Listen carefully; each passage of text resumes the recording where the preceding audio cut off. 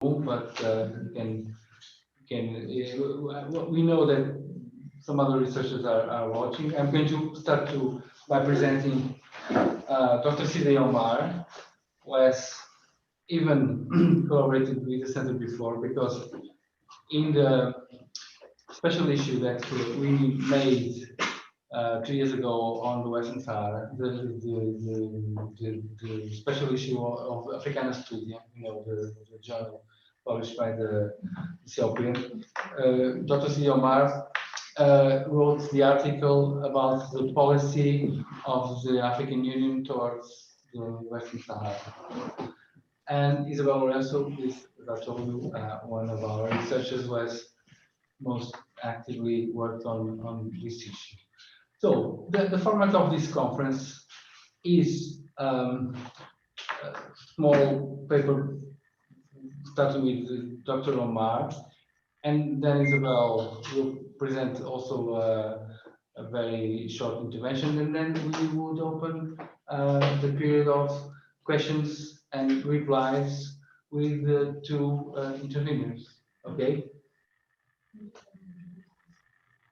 Is it okay to you all? Yeah. Yes. So I would start by giving Dr. Omar the words. Okay.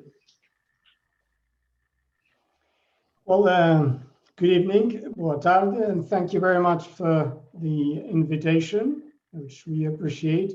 Can you hear me? Clear and loud? Thank you very much again for the invitation to be part of this discussion on the issue of Western Sahara.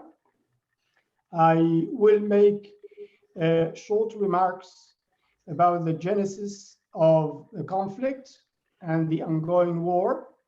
And then I hope that we will have enough time to look into any questions that you may have. And to start, anybody who has hardly heard about the question of Western Sahara, when he or she hears about that for the first time, they may ask this following question: what is this conflict about? And the ready answer, if he or she looks around or asks somebody else, he or she will be told that the conflict is about a territory called Western Sahara, where Morocco is fighting with the locals led by the Frente Polisario over this land. So the logical question to ask then is, who owns this land? Who has rights over this land? And this is actually the main question to answer for those who, as I said here, may hear about the question of Western Sahara for the first time. And this question indeed was raised by Morocco itself, who claimed the ownership of this territory since it gained independence in the 50s of the last century.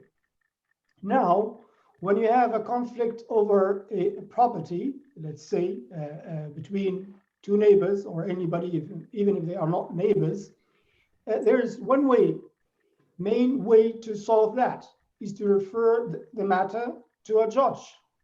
And that's actually what happened in the question of Western Sahara, where Morocco claiming this land and against the will of the people who lived on this land, the United Nations referred this matter to the International Court of Justice, that you may know is the principal judicial organ of the United Nations, acting as a judge.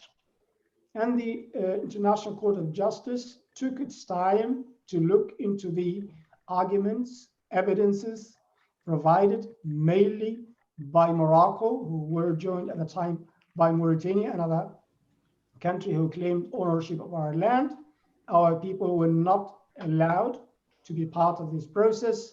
But in any way, after examining all these evidences provided by Morocco, the International Court of Justice concluded that Morocco had no right of sovereignty over Western Sahara.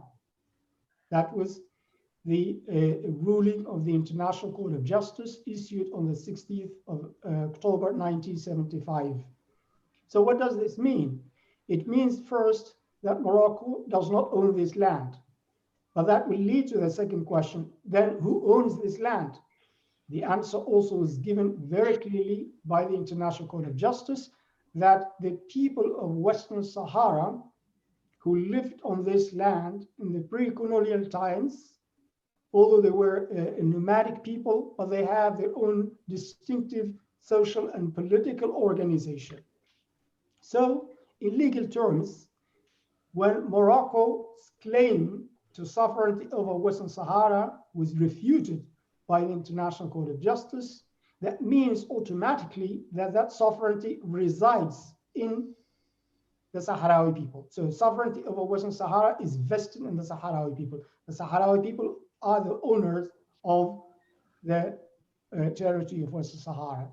So that's the answer to the question, who owns this land?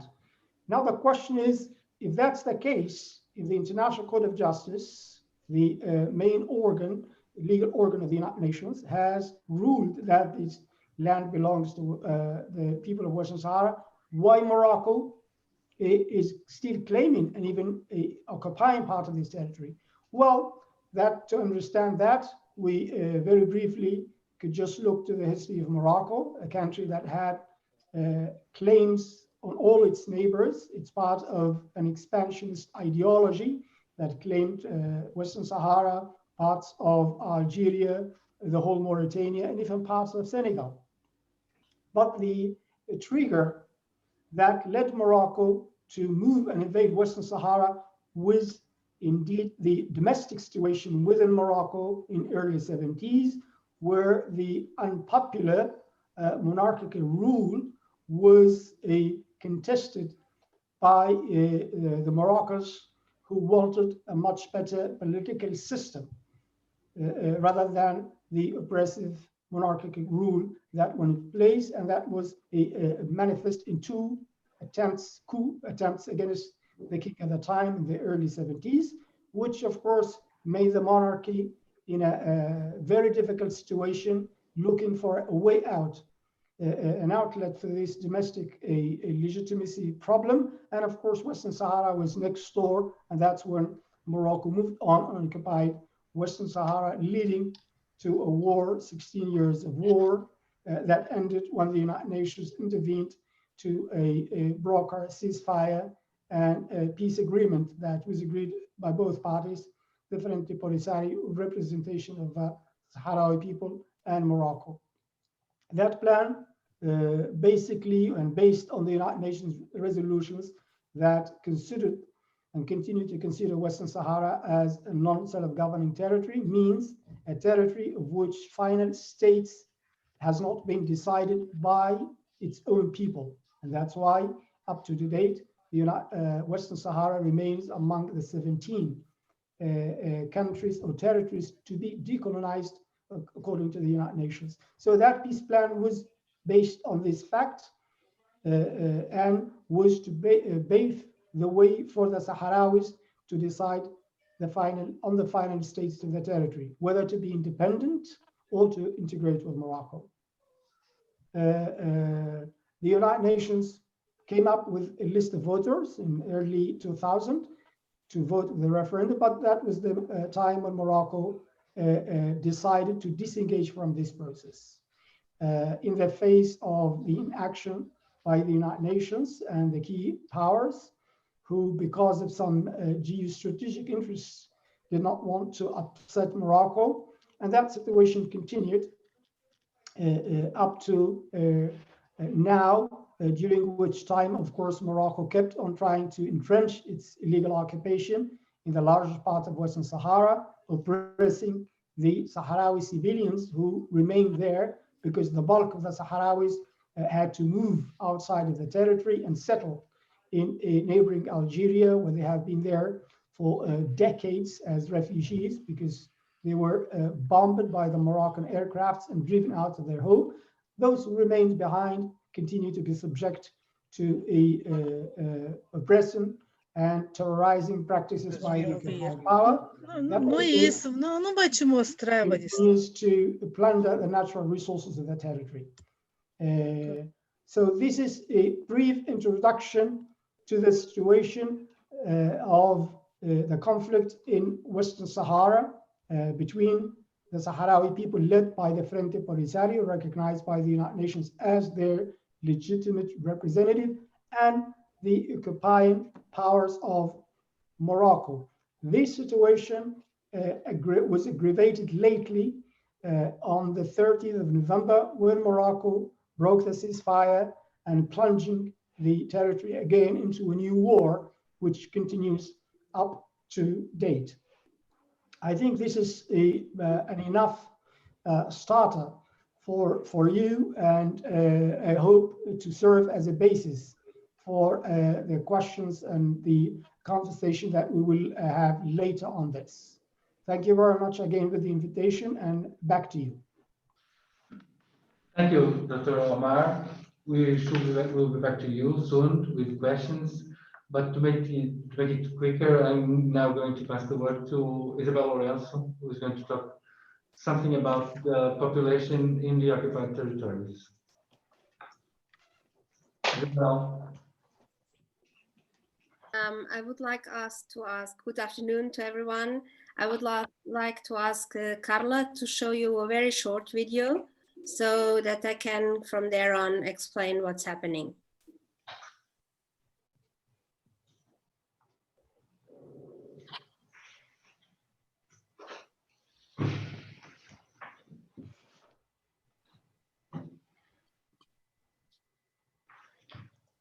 It has no sound, Carla.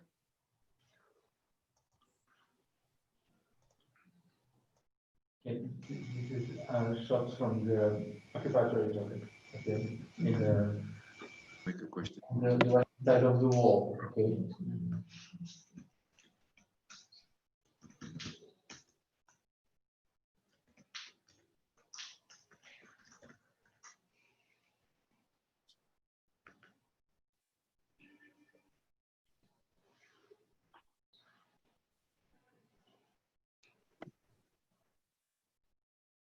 No sounds.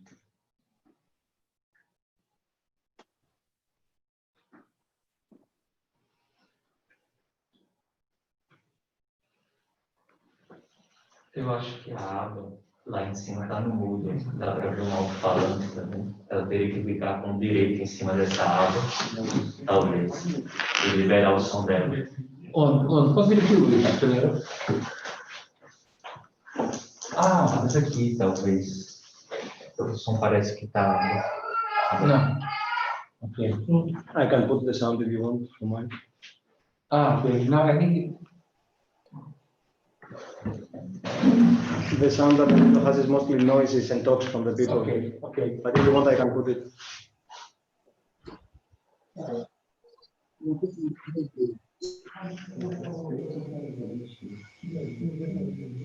Ok, então assim, no final, atrás, e ouvimos a partir do som da conferência. Eles não sei, há bocadinho ouvimos. Sim, You can hear there's not something very noisy, just the real noise from the streets. She's trying to start from the beginning.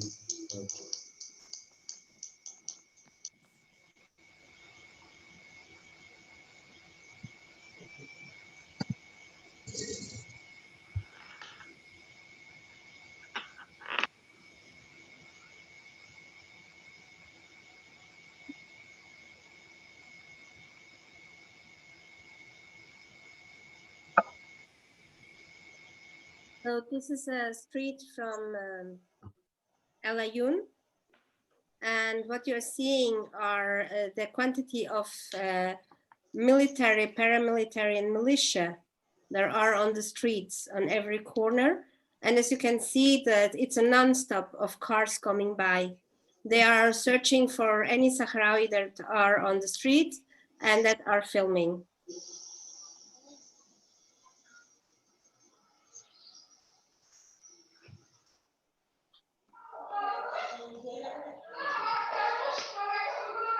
It's a siege of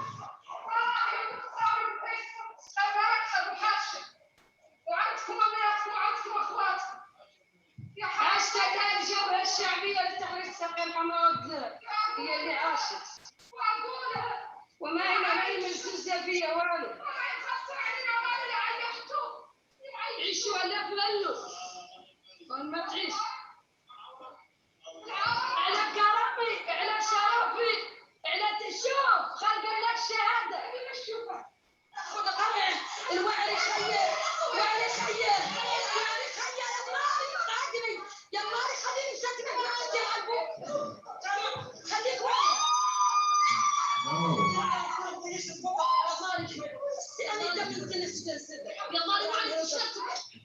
Isabel, you better explain what this is because Yes. So what you just saw is the current situation in the occupied territories of Western Sahara. First, you saw the display of military, paramilitary, police, militia on the streets. And second, a house of Sultana Khaya, who is a human rights activist that is surrounded by police 24 hours for weeks now, but she's not the only one. You have entire neighborhoods like this. And as you saw, when they try to get out, you have always a policeman in front that does not let you leave the house, not even to buy bread. And if you try to get out, you are attacked as this woman was. This was the sister of Sultana Khaya. When we speak about the conflict of Western Sahara, we speak always about the political situation, about the international court, about realpolitik, about the resources, natural resources. People speak about the position of France, Spain, Algeria, Mauritania, the interests of the United States, and so on and so on. And they forget one important factor, which is the human being. I will speak to you about the part that you don't hear in classes, because in classes you hear always about realpolitik and geographical importance, the importance of military defense, and so on, but nobody speaks about the human being. The Sahrawi arrived at the point that they have nothing to lose. And as slave owner said, a Roman slave owner said to his son in a very known book, you should never treat the slaves too badly, because then they have nothing to lose. And there is nothing more dangerous than a person that has nothing to lose. The Sahrawis don't have anything to lose. They are in this situation in the occupied territories. Children are abducted, tortured, they are insulted, they are living in an apartheid regime inside the schools. They are ill-treated by their own teachers. They are ill-treated by the colons, by the daughters and the sons of the settlers. They are fair game. Whatever happens to Sahrawi is never investigated. They are assassinated, murdered, they are abducted, and nobody cares. When I say nobody cares, I mean nobody cares. United Nations mission on the ground, it's called MINURSO, and wrongly, a lot of people call it blue helmets. They're not blue helmets, they are blue berets. That means that they don't have any arms. And actually their only mandate at this moment, because it was not like that in the beginning, is to uphold a referendum, which was agreed upon, as Dr. Sidi Omar already told, in 1991. Since 1991, people speak about a peace process and that there was peace, and now is the end of the ceasefire and the end of peace.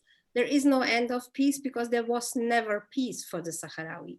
The Sahrawi live in the refugee camps, as many of you who already were there know, in a situation which is absolutely unacceptable, in the midst of nowhere, in a desert. Arriving in the morning, they wake up and they look into nothing and they go to sleep without any hope. There is nothing to do there. You can have a micro economy, you can have a micro state, but you don't have any future, you don't have universities. It's a refugee camp. Can you imagine what it means to live in a refugee camp for 45 years under scorching sun with 50 degrees or more, and in the winter with degrees below zero, in tents, without enough things to eat? I don't have it with me, but a handful of rice and lentils is what they receive per day from the several agencies who are now during Christmas again asking for rice for people. It would be better if they would ask for peace, for real peace. In the occupied territories, the situation got worse after the ceasefire ended, but only we cannot say that actually that it got worse, because it's the same as before, just more intensified. Each year there are some events that make the intensification of the repression against the Sahrawi. We had in 2010 Gdeim Izik, where children were arrested by the hundreds and people were tortured by the hundreds. And when I speak about torture, I speak about people who are amputated, who are violated. They are victims of sodomy. They are victims of burns, of chemical burns, waterboarding, stretching, kalik, talik, every single torture method you can imagine, they are subjected to, even in the streets or in their houses in front of the children. Last week, Ali Salem Temek, who is a human rights activist, was in his house celebrating a birthday. The police entered for no reason whatsoever. They harassed sexually the women. They put down their trousers. They started to molest the women in front of children that are 4 years old. This is not peace. And this is not one event. It's like every single day you have events like this. On Monday, the 16th of November, a child called Hayat, a little girl, went to school, and she was very happy because she saw the war. And I think Sidi Mohammed Omar will talk about this. Sahrawi are happy that the war has returned because it gives them hope. Before they had no hope. And they had no hope because we do nothing. We are silent, we are complicit. So this girl, who was very happy, what did she do? She drew a little small Sahrawi flag on her white smoke, because they go to school with white smokes, like in many countries in Africa. And her own teacher called the police. She was brought to the police station, where she was obliged to go on to be on her to kneel and to kiss the photograph of Mohammed VI, to sing the Moroccan anthem. Then she was kicked with their boots in the stomach in a brutal way. She was harassed, sexually molested, and then she was brought home. And she was her parents were told, if you say something, she will be raped over and over again, and your mother will be raped, and you will all go to jail. So this is the peace that so many countries now say, we want to go back to the peace process. Which peace process? There is no peace process. I can give you thousands of examples. I can give you the examples of the people who go to trials, have unfair trials. You arrive at, I assisted at 45, I was international observers in 45 judicial processes. And it comes like this. The accused arrives, usually without a lawyer, and after a lot of time of arbitrary detention that can vary between 1 week and 10 years. And then the prosecutor starts to say the accusation. If he has a lawyer, the lawyer will start to say, but we have proof that, and the judge says, shut up, we don't want to hear about it. And then the sentence is handed out. So that's how the trials in Morocco function. We can also give you the the examples of the houses that are raided, in the last few weeks, a lot of houses were raided. The commando groups entered the houses arbitrarily. It's for no reason.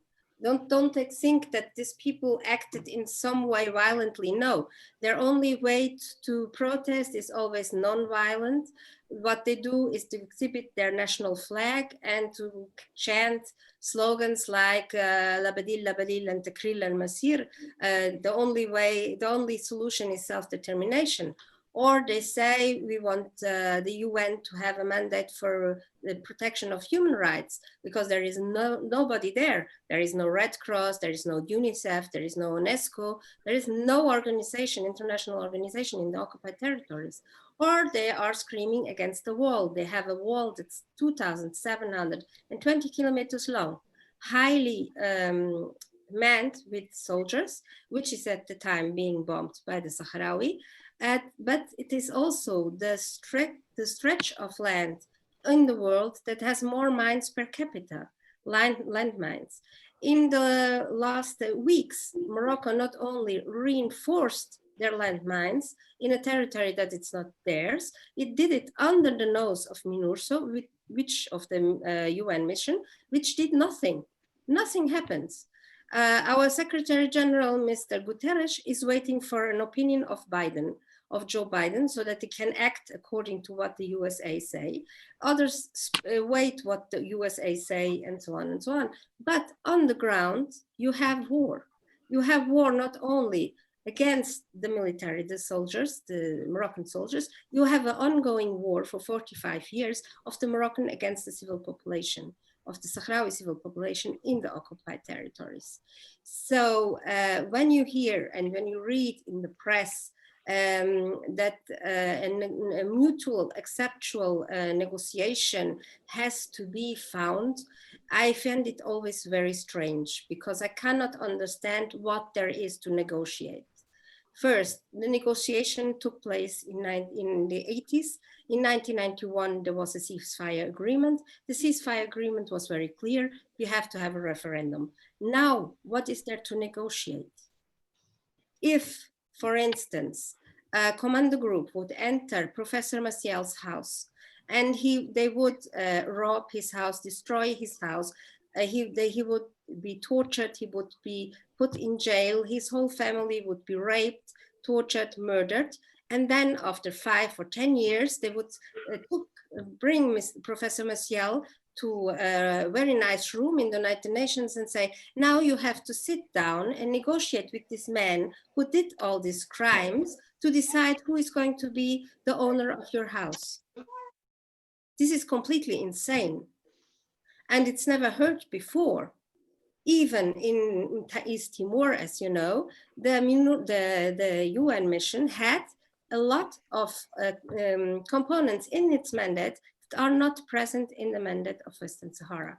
Of course, nobody wants a war, because a war in Western Sahara is not a war that is only for Western Sahara. It will go further, and it will be very unstable in the whole region, and this will be a ripple effect. So nobody wants that. What does the United States want? What do France want? What do they want? They want it as before, a status quo where we all pretend that we are looking for peace, while higher people do not have peace and are violated every single day. Human rights are not respected. International law is not respected. Humanitarian international law is not respected. Customary law is not respected. The EU law and clauses of the agreements with Morocco are not respected. And the Constitutive Act of the African Union is not respected. So from here on, we will see how things go. Thank you. Thank you for all these things you imagine that can happen to me in the first place. And thank you for intervention. Now, I think that we should give way to, because you will be able to intervene, I imagine. And so I will pass to the question and answer stage of the debate. Anyone outside can also present questions, and we all here will try to find some ones. So it's up to you. I would like to ask to Isabel Lourenço if you can tell us something about the support of Algeria to the Sahrawis. We don't listen many things about that. Do you think that Algeria is not interested in support Sahrawis anymore? Well, I think this is a question for the Algerians, but Algeria supports 100% the Sahrawi. They made a recent declaration. The foreign minister made a recent declaration for Algeria. There is no any doubt that the right of self-determination of the Sahrawi people is essential for the foreign policy of Algeria. It's a question of ethic and morals, and they always defended it. As the same, they also reaffirmed their total support to the Palestinian people. So Algeria supports the Sahrawi people 100%, and they are actually the ones who allowed the Sahrawi to survive all these years by receiving them in near Tindouf, the nearest city of Algerian city to the refugee camps. Thank you.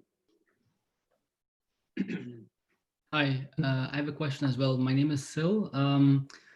I wonder, why does Morocco provoke, or in this case, provoke the ceasefire, if for them a status quo is best? I mean, why are there these provocations?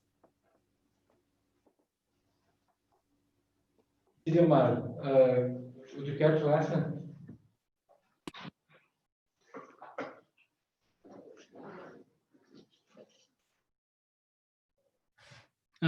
Can you not hear me? No, I've heard you, but I'm asking if you can hear me now. I just unmuted my mic.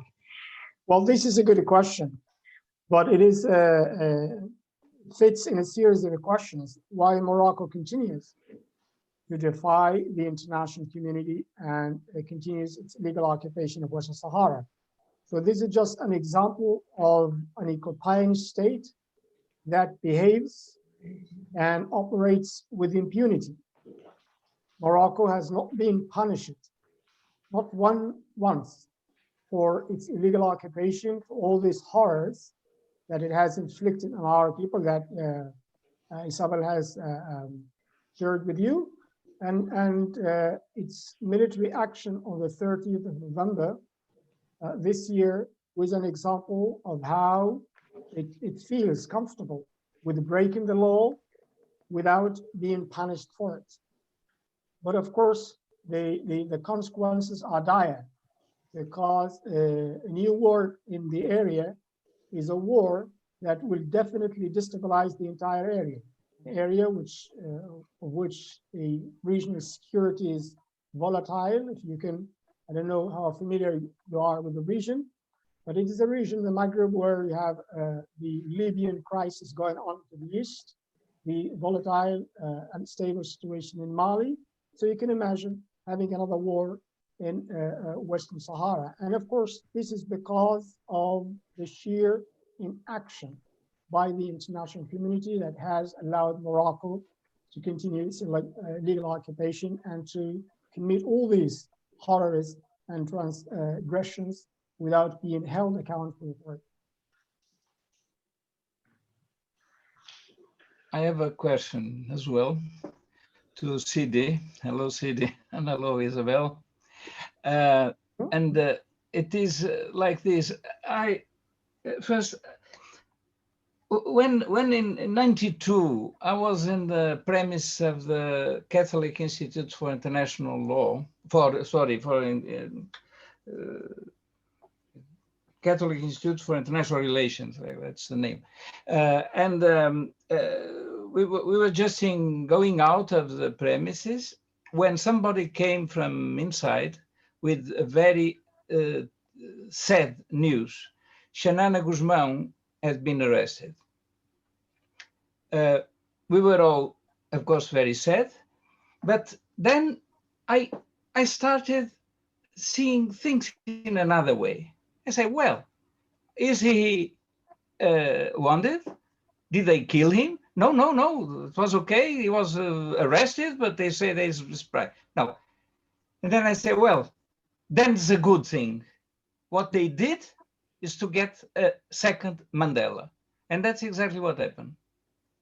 I would like to ask you, Sidi, if you agree with me that I see this decision of Trump a very good thing. If he didn't do anything, we would come to the next administration with the same problem. Now we have this stupid decision, which is illegal, is absurd, together with all his decisions on the World Health Organization, with the Madrid, with the Paris Agreement on and with the Iran deal. Biden has to come to these decisions and to reverse them. Now he has the question of Western Sahara also to deal with. Don't you think? Well, I don't think that is a question of good and bad. The reality of the matter is that the outgoing US president has taken an illegal unilateral decision by recognizing Morocco's inexistent sovereignty over Western Sahara. I've just explained to you what the International Court of Justice says about this, who owns the sovereignty over Western Sahara. So he simply recognized something that doesn't exist. He doesn't own that sovereignty to grant it to Morocco. And indeed, if we look at it from the perspective of publicity, indeed, he has helped to give more visibility to the question of Western Sahara. But it is no more than, as I've said recently, an exercise, a propagandistic exercise that indeed has given popularity and visibility to the question of Western Sahara, and has given the Moroccan regime, seems to be willing to sell its soul to whomever in exchange of maintaining its illegal occupation of Western Sahara. He has given them some time to increase their popularity, but the time will be soon when the Moroccans realize that they have given up on their long-standing and established position of support for the Palestinian cause in exchange of an illusion, because there is no sovereignty to be recognized over Western Sahara. And we remain hopeful, indeed, that the incoming administration will reverse this illegal decision, which will only lead to complicating the matter on the ground, and then encourage Morocco to persist in what I have been talking about, in its illegal occupation of Western Sahara, and having this impression of being able to do whatever it wants and then be able to get away with it.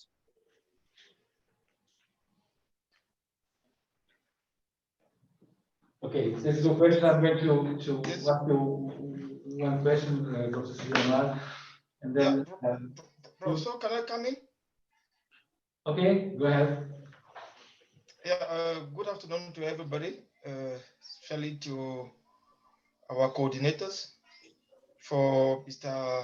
Sadi Omar and Madame Isabel Lorenzo. When we talk about Western Sahara, it is a sad feeling, but what has happened within the last couple of weeks, especially last week with the recognition of the United States of America, the sovereignty of Western Sahara, the sovereignty of Morocco over Western Sahara, it comes with mixed feelings. It comes with some joy, and at the same time, it's a sad event. When I look at different liberation movements across Africa and in the wider world, I tend to believe that the saying of the 4th century author Publius Severus Veritas Renatus, who in his tract on military side said, civis pacem para bellum. He who that prepares for peace must be prepared for war.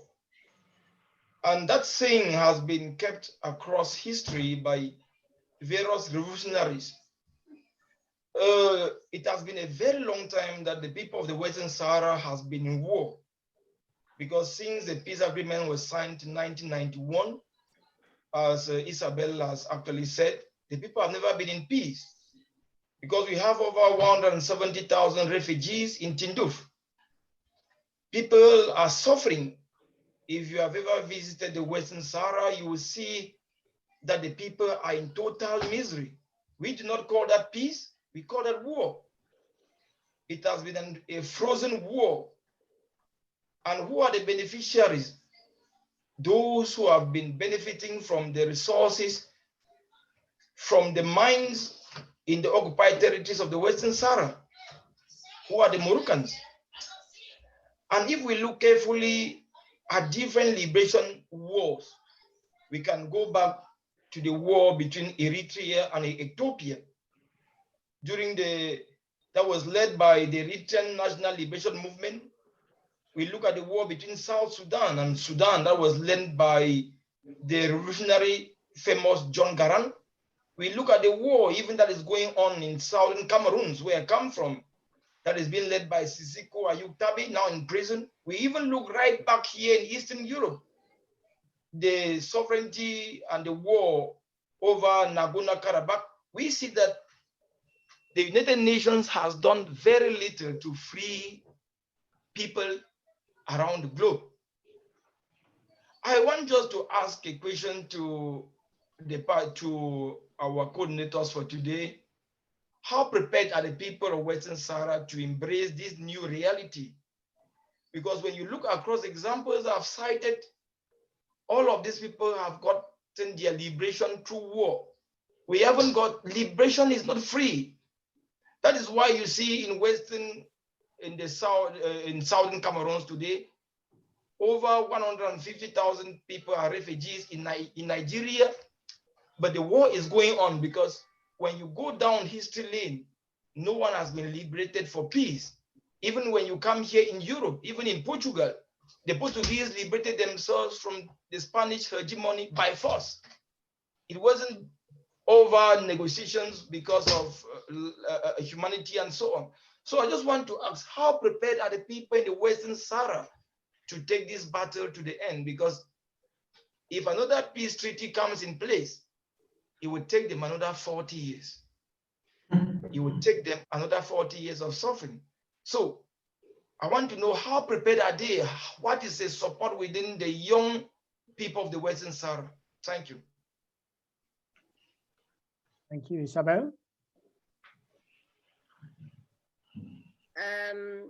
I think this is a question to be answered on two parts. One, I leave the political part, and the military part I will leave to Sidi Omar, because I'm completely unaware of any military movements. But I can tell you, I have been working with the Sahrawi diaspora, with the youth, as you know from my reports, with children that I interviewed 10 years ago, 5 years ago, that are now 20 years old, 19 years old, 18 years old. Usually when you have a war, what happens? Everybody flees. That's what happened in 1975 when the bombing started. The Sahrawi fled, the women fled, the children fled, and the elderly fled, and the men stayed behind to defend them. What I have seen in the past months and weeks is something absolutely incredible. I speak with Sahrawi young women and young men who are crying because they are trapped because of the COVID in Germany, in Denmark, in France, in Italy, in Spain, and cannot go to war. They all want to go to war. There is not one Sahrawi who does not want to go to war. You have, I have one example that it's actually almost anecdotic. I talked to the son of a friend of mine. He's 13 years old. He went to the military school in the refugee camps, and he pretended to be 18. Of course, nobody believed him. But he went home and started to cry. And he said, Mama, you told me all your sons have to go to war. Now we are going to gain our country. They don't let me. And she said, no, you have to stay home. Somebody has to drive the car. So that's the feeling of the Sahrawi, men and women. There is not one mother that doesn't want. Usually they cry. Of course you cry when your son is going to war, but they cry, but at the same time they are happy because they see that there is hope to end their suffering. Their suffering is so intense and for so many decades that it's unmatchable. It's not imaginable. You can't reproduce it. You can't imagine it, only by living it. I was in the refugee camps many times, and I was also in the occupied territories. And I can tell you, I never felt so violated like in the occupied territories of Western Sahara. Not in Gaza, not in any part of the world I was before. Never, ever. You enter and you feel that it's like a moral rape. It's horrible. You have 17 policemen per each Sahrawi, at least. At this moment, you have even more. Everybody is your enemy. You go in the streets, you're always being followed, photographed, filmed. They harass you, they attack you, they insult you. You never feel safe, not 1 second. The last time I was expelled in December 2019, 1 year ago, one of the policemen told me, the ones with whom you want to speak are not humans. They are subhumans. They are less than a goat. A goat we can eat. Can you imagine that? So all this Sahrawi, this unity they have, and you can see it with demonstration all over Europe, where they are happy to say we are at war. Not because they like war, because Sahrawis are very peaceful, maybe too peaceful, maybe that's why they had to wait so long. They don't like to hurt anyone, they are very peaceful, but everything has a limit. And now they are united like I never saw them united. So it's really incredible. Maybe I have one question. Go ahead. Can you hear me? When the first question was about how prepared are the Sahrawi people for war, I was thinking about maybe how prepared are they also to grab any window of opportunity, maybe to resolve the issue peacefully, because war, I believe, has always to be the last solution. And I don't specifically know the history, the context, and whether all available means have exhaustively been used. I don't know that, but I was thinking the other way, because in the previous question, the issue, those movements, liberation movements, let me say, were mentioned like in South Sudan, Eritrea. Definitely not only was those processes destructive, but even after the liberation, if you see the case between Ethiopia and Eritrea, it was after the liberation that the two countries got into war, which resulted in the causality of more than 200,000 people. The same holds true, even though not in numbers, but the case is similar when we again consider the relationship between Sudan and South Sudan and within South Sudan itself. And what I wanted to say is, one, the cost of war is I don't know how to express it, really costly. Plus, the fact that the people secured their liberation doesn't necessarily mean that they will realize. I mean, liberation by itself maybe is intrinsically valuable, but after all, what the people need is, I guess, prosperity, respect for their rights, and so on. And when we see in those terms, it may not be sufficient. So to make it short, how prepared are at the same time to grab any window of opportunity to end this conflict other than war? That's my point. Thank you. Well, thank you. And let me, to answer this question, it's rather a common question. Again, underline that it was Morocco who invaded unoccupied Western Sahara. Morocco was the party that started this war in 1975. So Morocco was the aggressor. The Sahrawis did not start any war. On the contrary, we were fighting against the Spaniards' colonial presence in our territory after years of non-violent and peaceful resistance, which was crushed in the 70s by the Spaniards, leading to the creation of our movement, the Frente Polisario in 1973. So that the cause of the war was Morocco's attack on our people, which has lasted for 16 years, at the end of which we, the small Sahrawi people, forced Morocco, being supported by the mightiest powers on earth during the so-called Cold War, we forced them to sit and negotiate when they agreed for peace.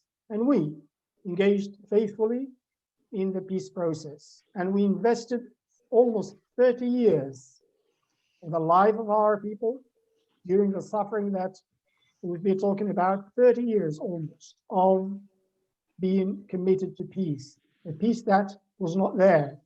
And on the 30th of November, it was again Morocco who attacked our civilians, and we had to defend. So every time it is Morocco, the aggressor, and we are defending ourselves.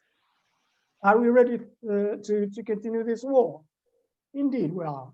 We have already fought a war, but a war that was imposed on us by the Moroccan forces. And we're ready to engage in any legitimate action that will enable us to regain sovereignty of our entire territory.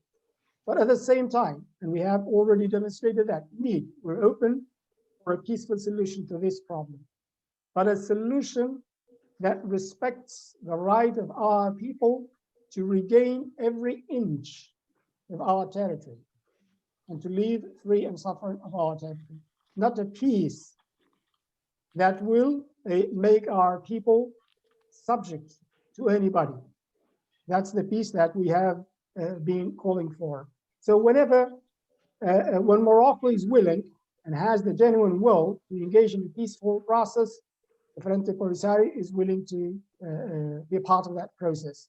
But if Morocco is choosing escalation, aggressiveness, then the Frente Polisario and the Sahrawi people will resist, as they resisted for 16 years. And it is indeed, you know, as someone said, that the problem of colonialism and colonial power is that they have short memories. Morocco did commit a mistake in 1975. They thought that it would take them a week to wipe out the Sahrawis, these small people who were resisting the colonial Spain. And then it took them, it has already taken them over 4 decades to subdue these people. So indeed, we are ready to defend our rights to the last man, women, and child, but equally ready for peace, but a genuine peace that enable us to regain our land.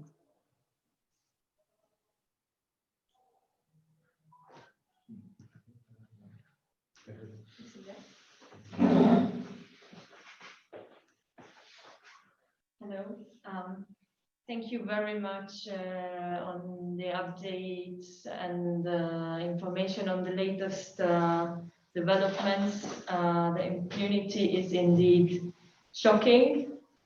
One would even think that there is no more difficult contact than the Palestinian, which is the one I'm aware of, but yeah, there is always more. My question would be, if you could tell us more about tools of resistance, both from Sahrawis living in occupied territories or in the diaspora, as well as white public that have been working or successful so far. And I mean tools of resistance across fields. Thank you. And again, I didn't understand what kind of resistance you asked. I couldn't hear you well. All right.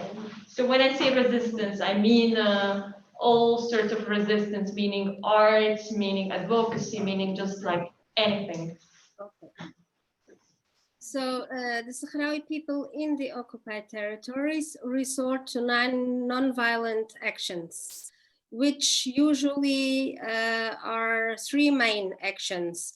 The graffiti of slogans on the walls, which are then punished with jail time that can go up to 20 years.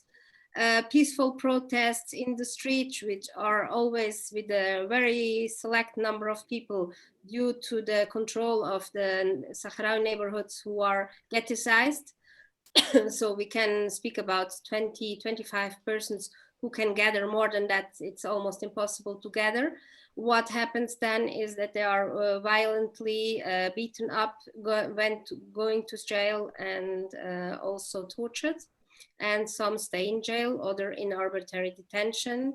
In the schools, children often refuse to sing the Moroccan anthem, as you read in my children's report. What happens when they, for instance, which is a non-violent action, to refuse to sing the Moroccan anthem?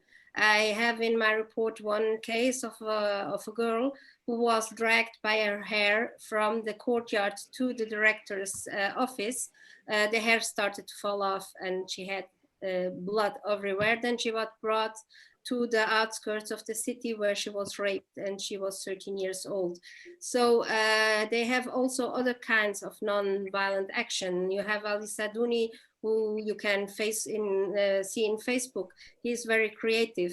He, for instance, puts some papers saying unfair on the cars of the UN that led to 2 years in prison the last time. His treatment inside the prison, like with all political prisoners, it was in such an extent of violence that he saw his own mouse in protest. The medical neglect in the hospitals, which I did not address yet, is also, I can tell you the story of it. This is our own only examples. 8-year-old was in the street chanting Polisario song. 5 policemen came and they beat him so violently that he broke his arm in several places. He was taken to the hospital after the family gathered enough money to buy the things necessary for surgery. He went to the surgery room with 2 policemen. The surgery room was not disinfected. He was had to undergo surgery without any kind of anesthetics. This is one of the forms of punishment against Sahrawi. The child had to put a metal plate in his arm. After 2 weeks, he was so infected that he had to go back to the hospital to take it out, again without anesthesia. So this is also one of the protests they make. The unemployed Sahrawis, because Sahrawis don't have access to employment, whilst the Moroccan settlers have wages that are 80% higher than in Morocco. You can, that's not something I say, that's something that the United States Senate said. You can read it up in their report. It's actually a war crime to incentivize settlers to transfer to occupied territory by receiving more money for jobs and to have tax benefits and so on and so forth, which only apply to the settlers, of course. So unemployed Sahrawi often resort to climb to water towers because the Moroccan police are afraid to climb that high, but the Sahrawis are not afraid. So they have protests there for one day until they are brought down, or they chain in themselves, between themselves in a group and protest. This is the kind of non-violent action that is taking place inside the occupied territories. Some days ago, a friend of mine, a former MINURSO officer, told me that one of the most funniest things she saw was a group of cats, of wild cats, that they put the Sahrawi flag on the tails of the cats, and so the police was chasing the cats to get the flags away. You have to, this seems all very childish maybe, but all this is punished with jail time that can go up to life in prison. And all that are seen with the flag are tortured. The Sahrawi flag is forbidden. It's forbidden to have tea meetings. It's forbidden since 2010 to have tents because of the Lemizig protest. Everything is forbidden. In fact, it has to do with the Sahrawi identity. And what is the most shocking is that the Sahrawi have not even the right to their own nationality. When the Moroccans entered and the Spanish went away, the Sahrawi had Spanish nationality. It was the province 53 of Spain. It was a Spanish province. It was not like a metropole. No, it was a province like Andalusia or like Catalonia. It was a province. And they were Spanish, and they had Spanish papers. They were taken away and they were forced to have Moroccan nationality. This is a serious, but very serious violation of the most basic human rights, to be denied their own nationality. So all this may seem childish, but it's very, very, very dangerous. Outside, what do the Sahrawis do outside to resist? They denounce the situation. They try to speak up whenever they can. They make exhibits. There are several forms of art, performances, and so on that are widespread. In the refugee camps, they also invite, everyone can go to the refugee camps. They are open in contrast to the occupied territories. So you can participate there. There is a festival that's called Artit Fariti for artists who want to interact with Sahrawi artists. There is a film festival. There are several things that can be done there. And also there, exhibitions are made and denunciation of the situation. But going back to the previous question about how far are the Sahrawi able to go, the Sahrawi want peace. They gave us 30 years of opportunities to give them peace. So how long should they, and what kind of peace to avoid the conflict? Which conflict exactly should they avoid? When they are put in jails every day, when their children are raped? What kind of conflict do we avoid then when we say we're not going to war? What is going to be avoided? The death of Moroccan soldiers? Because that's the only thing in question. So yes, I think the Sahrawis are prepared to go all the way because they have nothing to lose and because they are not at peace. That is the whole point. They are not at peace. And how can we, what can we do so that this conflict does not escalate, that we don't have war, that we don't have that? We have to make pressure to the Security Council to intervene. We have to make pressure at the UN, at the EU level and the African Union to respect the borders of the Sahrawis, to respect international law. It's like we are not revolutionaries. This is not a revolutionary request. This is the request of international law, the plain basic respect of the most basic human rights that they are that we all agree upon. Well, we have another question here. Hello, can you hear me? Yes. My name is Konstantinos Maragos. Thank you very much for your insights. Adding to the comment of my colleague before, I would just like to share a short experience. In February 2018, thanks to a group of researchers from the University of Girona, I visited the refugee camps and I stayed in Smara, refugee camp particularly. And I also participated in the 42-kilometer marathon through El Ayud, Auxerre, and Smara.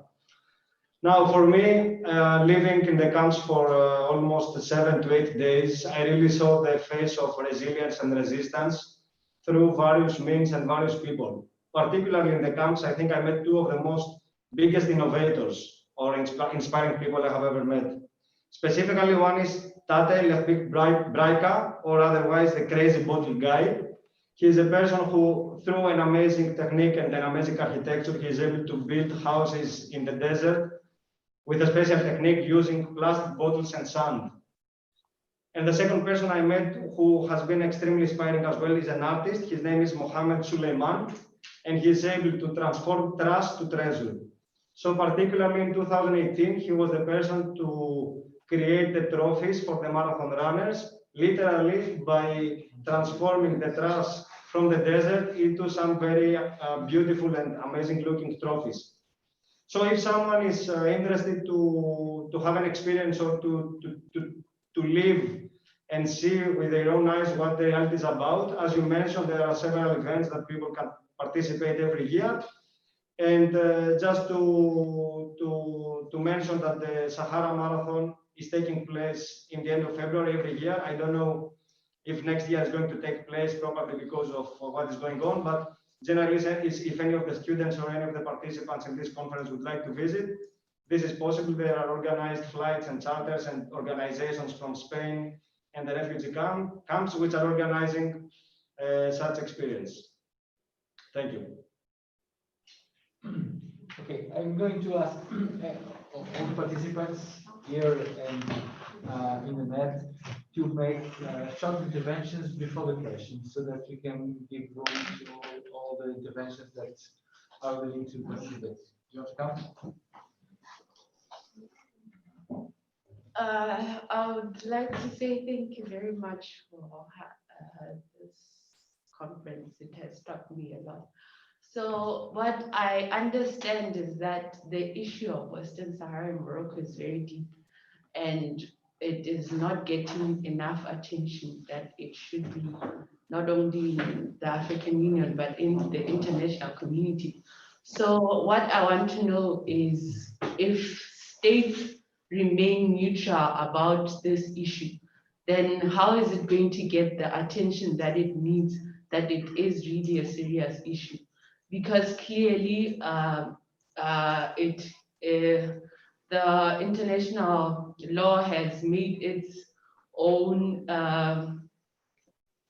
it has made it clear that the people of the Western Sahara should be in peace. So how are states who remain neutral on such an obvious issue, how are people supposed to, is it supposed to get the international or regional attention that it needs if there are some states that decide to remain neutral on this issue? That's what I want to know. Do you want to answer, Dr. Omar? Yes, very briefly. Well, indeed, one major problem that we are facing as Sahrawis, along with our friends and allies, is that it is a hardly known question. Why? Because it is has been always looked upon as a low-intensity conflict. The big powers are not interested in this area because of very reasons, although they are interested for the wrong reasons. So beyond the states, beyond the United Nations, beyond the African Union or the European Union, I would say that Western Sahara will have attention if people like you, ordinary people like you, become interested in this issue and will do all they can, the little they can, to raise the profile of this issue, which others are trying their best, states and regimes, to silence. So that's, and we have, I think, experience all over the world in the case of Timor-Leste, for example, and the role of civil society that has given worked hard to raise the profile of this issue. Of course, it is thanks to those courageous people who fought also a mighty neighbor and to regain their freedom.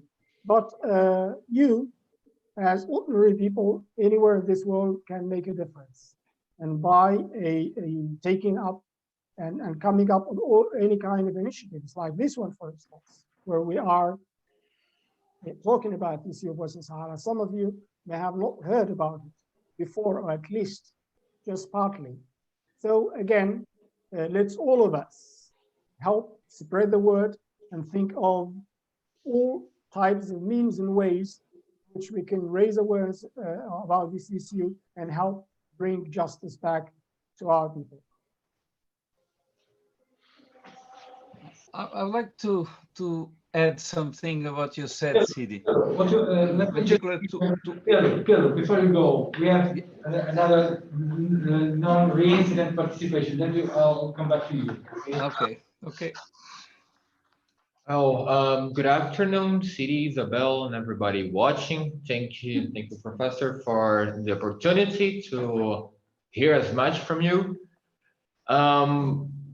On Isabel's presentation, she talked about how people from Western Sahara does not have any hope anymore due to the fact that within this conflict, institutions have not grown, the schools have not been built, as well as universities, and so on and so forth. So my question may sound a little bit ridiculous due to my ignorance on the topic, but apart from this power-based concept of sovereignty, what is there for Morocco to gain with this conflict? Is there any? Well, you know history, so otherwise you wouldn't have arrived at this point of your studies. Was there ever a colonized country that did not have something? Western Sahara has phosphates. It has one of the richest, if not the richest, fisher bank. It has oil, it has gas, it has gold, it has several minerals, it has wind and solar power, it has beautiful beaches, it has everything. It has the access to the Atlantic. It's in a perfect geostrategical position. Of course, Morocco has only to gain with the occupation, otherwise it would not occupy. What is the big difference in this kind of occupation of Western Sahara with other occupations? When we see other occupations in the past, like for instance, Angola and Mozambique, I will refer to the ones Portugal colonized and explored and ill-treated and harassed and tortured. So I will address these ones. We needed the manpower that was present. Morocco doesn't need even the manpower. The Sahrawi are completely expendable. They don't need manpower because they have millions of unemployed. And so they have a little bit more territory where they can send all the settlers. It's also not the same question as with Palestine. Although there is one issue that's very similar to Palestine, and that's water, and it's never addressed when we speak about natural resources. Auguste Lance here studied the hydric resources, and I think there are mentioned in our last mission report. The wall, when we speak about the wall, and I would advise you to look at the wall in Google Maps, you see that the wall is not a straight line. In fact, there are 3 walls, so it's a structure, but it has the main sources of water all on the side of the occupied territories. That's not by chance. Water is also one of the big issues in the region. So all this is there. So Morocco wins with all of this. Now you say, of course, that's why the European Union makes the agreements. That's also a false issue, because everything that is in Western Sahara continues to be in Western Sahara. if Morocco leaves. They're not going to take the fish with them, nor the phosphates, nothing. It all stays there. So they can make agreements with the Sahrawi people. That's a false question. The question behind this is, what else does Morocco give that allows this impunity? What are the counterparts? We know Morocco is one of the biggest, if not the biggest, producer of drugs at the moment. It's also a place where black ops sites are abundant, where people are tortured from other countries. It's also the only entry port to Africa for many countries, and so on and so on. So there are geopolitical issues, of course, on the table. And this kind of complicity is what makes Morocco, gives Morocco the impunity, not the fact that they have any commercial agreements, because these commercial agreements could be done with the Sahrawi people, and probably with a better deal for the Europeans and all the others. So that's what they have. That's why Morocco occupied Western Sahara, because they need the resources. Perfect. Thank you very much for broadening my knowledge. Can I come in again, Prof? Okay, hold very, very short. Yes, Very short. yes. I'll be very, very short, very brief. With Mr. Sadi here present, at times we say experience is the best teacher, because when you go through an experience, you understand the intricacies and the loopholes that are involved.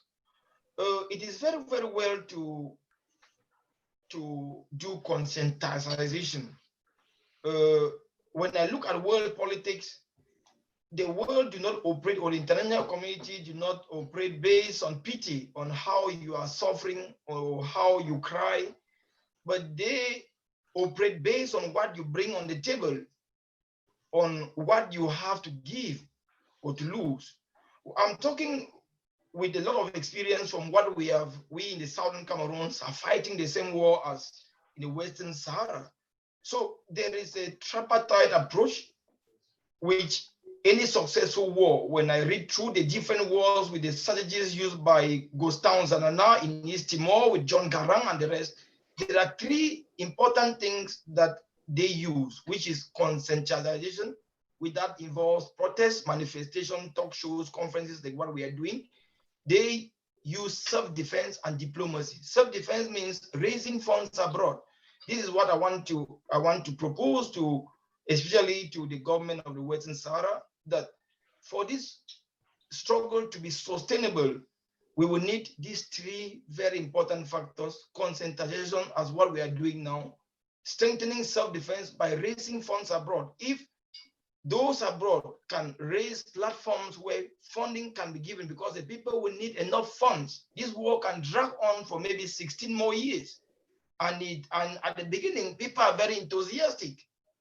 But when the war will kick in, the war is not a walk in the park. It's going to be difficult.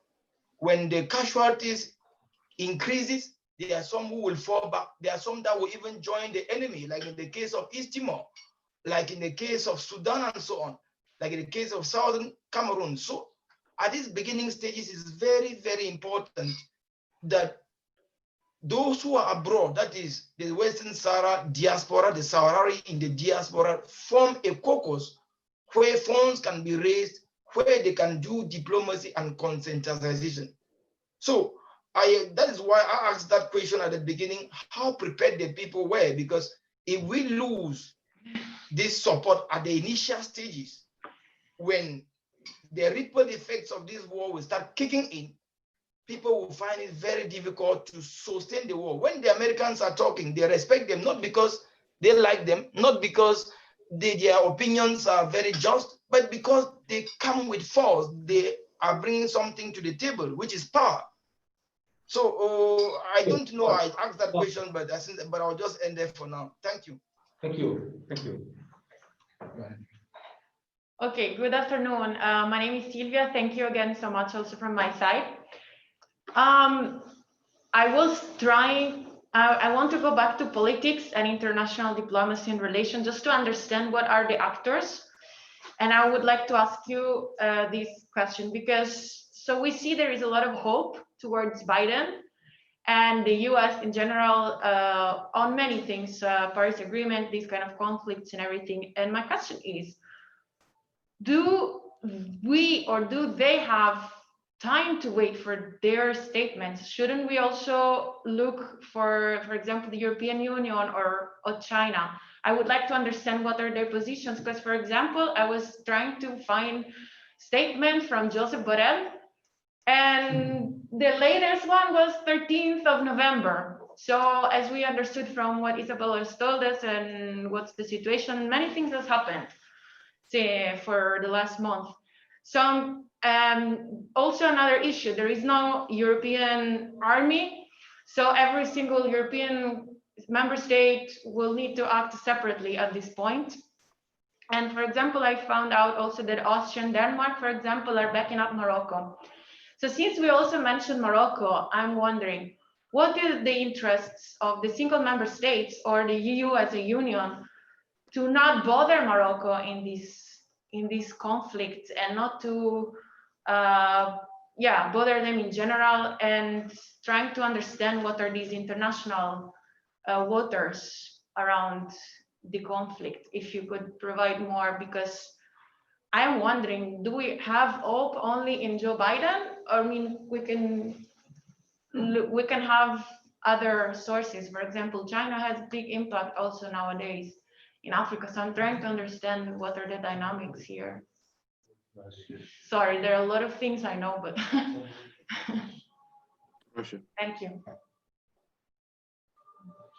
Dr. Omar, do you want to answer this? Microphone? Isabel. Isabel, Yeah. no sound.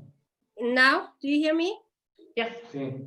So I think Sidi Omar, for some reason, is not online.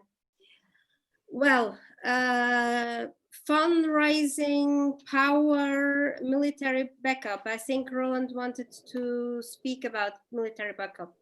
There are, Sidi Omar is back. I don't know if he heard the questions. Sidi Omar, did you hear the questions? No, I haven't heard. Okay, so I will answer, and then you can. So the first question was about fundraising and power and advocacy outside. Well, all this has been done for the last 30 years, and the results are what they are. When you tell me ask about the support sorry, I just had an invasion.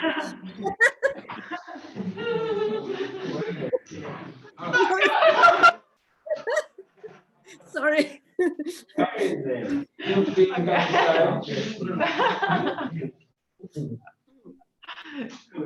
So there are a lot of countries who support actively Western Sahara.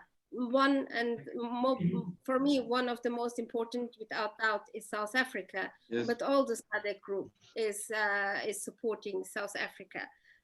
You said to me that Denmark was supporting Morocco. That's not true. Actually, none of the countries are supporting Morocco. Actually, what they all say is that they follow the United Nations declaration of the UN Secretary General that said that, well, I will put it very simply, that Trump has no right to give away a country because he wants to. First of all, it's not his country, but then there are all these little questions of international law that he forgot to check. And what they all say in the European Union is the same, that they follow the position of the United Nations, which is to seek for a peaceful solution, a political solution, which is based on the resolutions of the UN, which on the other hand are the realization of the referendum. So when it comes to China or the other 5 members of the UN Security Council, I can only say that the UN Security Council is not fair for anyone, because the composition of the UN Security Council by itself is not representative of the world. You have 3 countries from Europe, and you have NATO as majority. So it's actually, there is no balance. You don't have anyone from Africa, you have only China. So there is nobody from from Latin America. So there is no balance in this Security Council, as it was addressed many times before, mainly by the African nations in the National and General Assembly of the United Nations. France and the United States are the big friends of Morocco in the Security Council. I hope with Biden, I will only say my personal opinion. I think Biden is Trump with a nicer package, like before. They are backed up by the same groups. The Jews are behind them with financing their campaigns, and the industries that back them up, either oil or arms, are all based on war, and more war. And that's what we have seen from the United States for the last decades. So although there are a lot of dissenting voices inside the United States with this decision, not least the Inhofe and in the Senate, but I think Sidi Omar could say more on this issue. Thank you. Okay, I think we should have about more 15 minutes. So I will ask anyone who is going to ask questions to be short and accurate so that we can all participate. Is everyone else? Okay. Go ahead. Good afternoon, everyone. My name is Niail. My question is actually related to what could the current situation and what could it imply for the African Union integration, since Morocco left the African Union in like 1980 something and 1983, and then came back to join the African Union in just like, I think 2017, if I remember correct. And the question of Western Sahara was actually one of the reasons why the African Union readmitted Morocco in the organization. And there was a sort of like some hope back then about the resolution of the problem, the issue. So right now with the development of the events, what first of all, like what is right now, what is the stand of the African Union as an organization regarding the situation, and what could it imply for the future of this African integration and relation between Morocco and the African Union? Dr. Omar, do you like to answer that? I think you're to Isabel.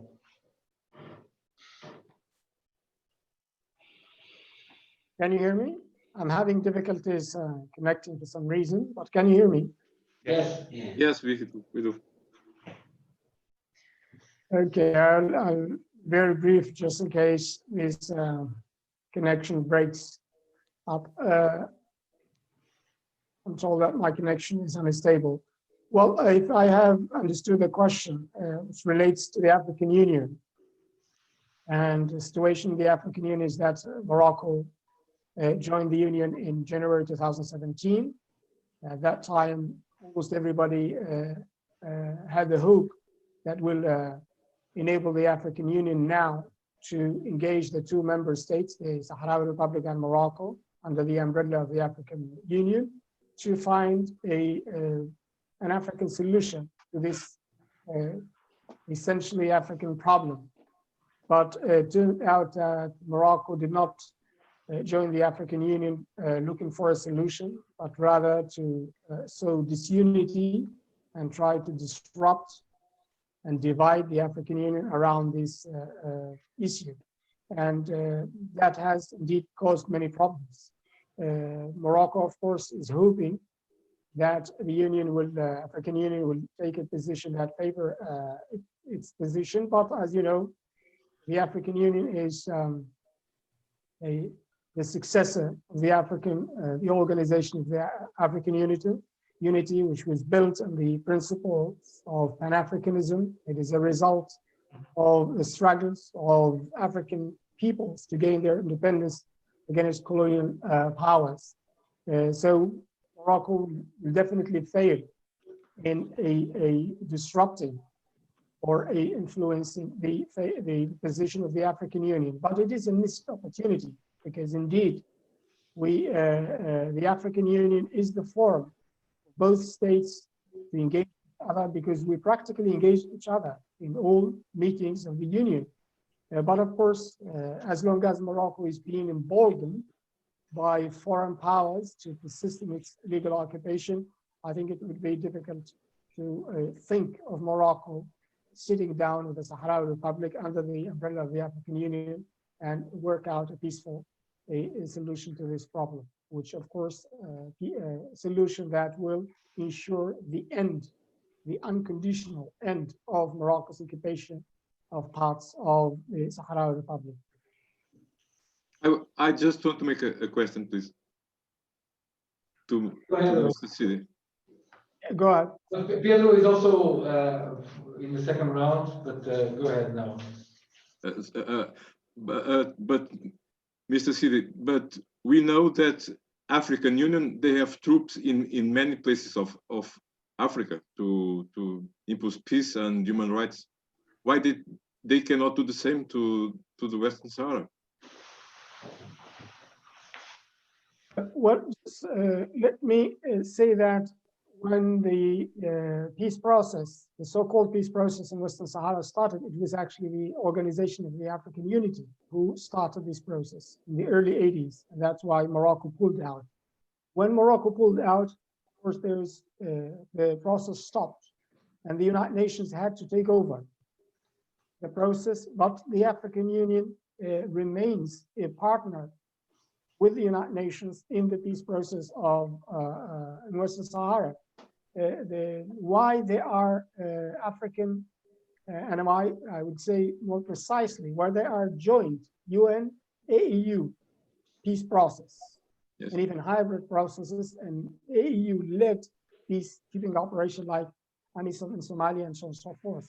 Well, that's a result of an arrangement between the United Nations and the African Union, because as you know, the primary responsibility for maintaining peace and security, international peace and security, is in the hands of the Security Council, not regional organizations. So you have to be authorized by the Security Council of the United Nations for you to establish and deploy peacekeeping forces. Yes. Thank you. Yeah, do we want to make the question you are going to ask? Yeah, it was more than a question, it was a suggestion. And to be short. It is the fact that the University of Porto has worked very well on the question of Western Sahara. I don't know if it was already referred, but the Centro de Estudos Africanos had a special issue on Western Sahara, very, very long and very good issue. I think it would be interesting for all those who don't know to have a copy. But what I wanted to ask or to suggest is this. In the case of East Timor, the University of Porto has taken a very important position with the so-called Jornadas Timor during 8 years, and not only in Porto, but also with several debates even here in Holland, where I'm, but in France, in Belgium, in South America, in Spain. We had meetings around Spain of all the universities, of a lot of universities in Spain. Now, why not to try to have from the University of Porto kind of jornadas on Western Sahara? Is it possible? Thank you.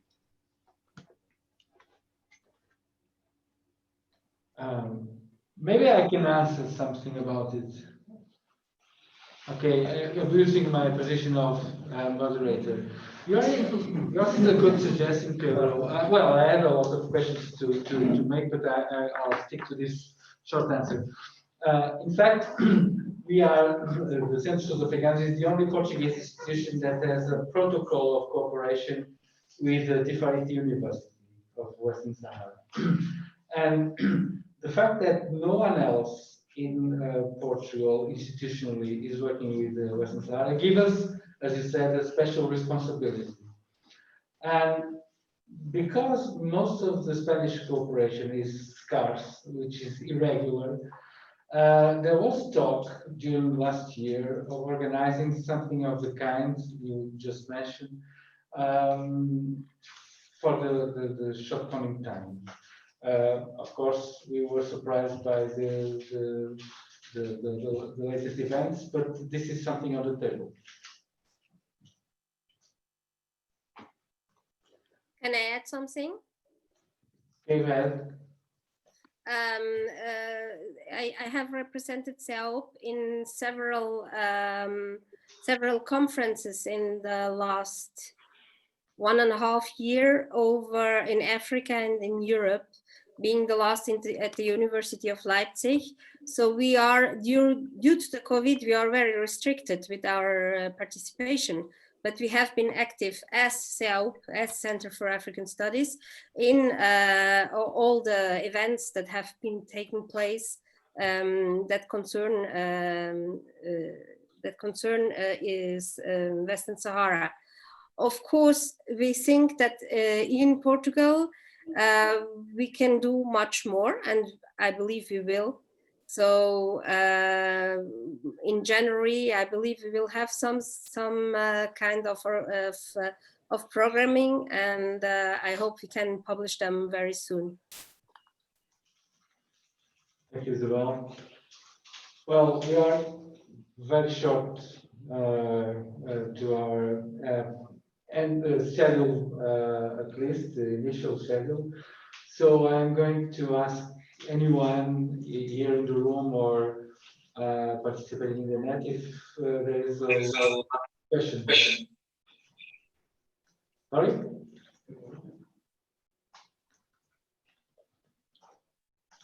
Okay, we are coming for the last question. So if there is not any further questions. No, I was trying to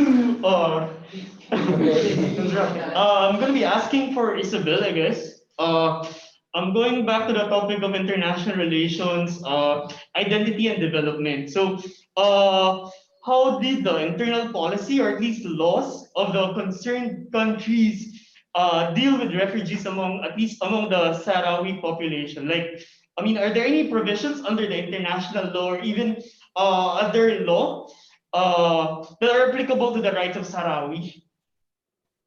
I didn't hear everything. I think asking about the protection in international law for their. Yeah, I mean, going back to the concept of development and concept of identity as well. Like, how did the internal policy and laws of the concerned countries deal with refugees among the Sahrawi population? And in connection with that, are there any provisions of the international laws that are applicable to the rights of Sahrawi, and how did the concerned states deal with such provisions? Well, so far, all the articles of the Geneva Convention, except for 3, are violated in the case of Western Sahara, and the same applies to the United Nations Charter. So who should take care and protect the civilians, the Sahrawi civilians? The refugees in Algeria, in the refugee camps in Algeria, are protected by Algeria. That's why they fled there. Yeah. It was the first place where the napalm bombs and the white phosphorus bombs stopped. Otherwise, they would not be there. So they're protected by Algeria. But in fact, in the occupied territories, nobody protects the Sahrawi population. And this should be made by the International Committee for the Red Cross, who so far does nothing. It does nothing. It doesn't even visit the Sahrawi political prisoners in the Moroccan prisons. In the last statement from the General Assembly of the United Nations, there was one sentence saying that Morocco and Western Sahara should cooperate with the International Committee for the Red Cross.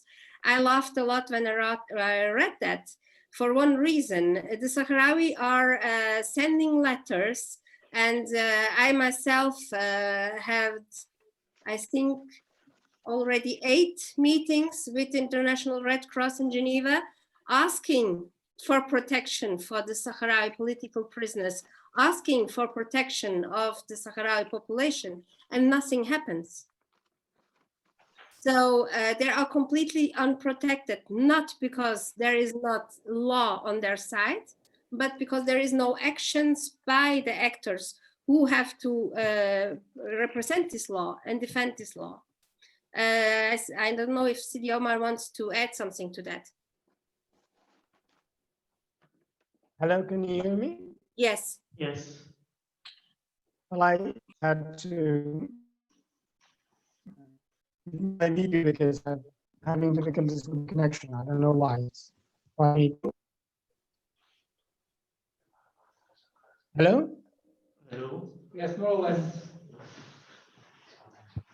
We are hearing you regularly. Exactly. No, but I'm just wondering what was the question because I missed it. So, what international law protects the Sahrawi refugees was the question. Okay. Well, I don't know.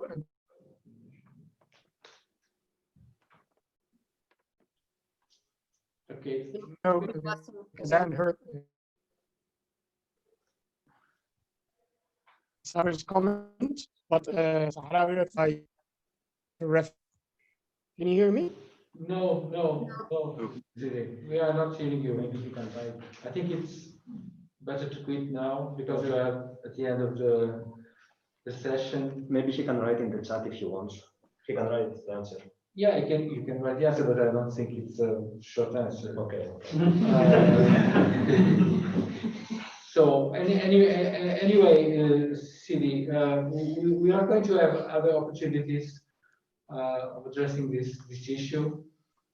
Isabel already gave part of the answer. I think you wanted to know something about the Sahrawi refugees in Algeria. Yeah, also. I mean, Algeria or even in Spain, in Mauritania as well. But I guess, thank you, Isabel, as well. I mean, at least you give a glimpse of the question again. I think I'll be changing my topic for this class, but we'll see. Thank you so much. Okay. I'm going to thank you all the participants. Many of the colleagues were there. I want to give a special thanks to Isabel and Siomar. And we like to add that in probably less than we imagine, we have to talk about it. We shall have another conference of this kind here in Porto. So thank you to all, and I hope this has been useful to general knowledge about the issue. Thank you. Thank you. Thank you.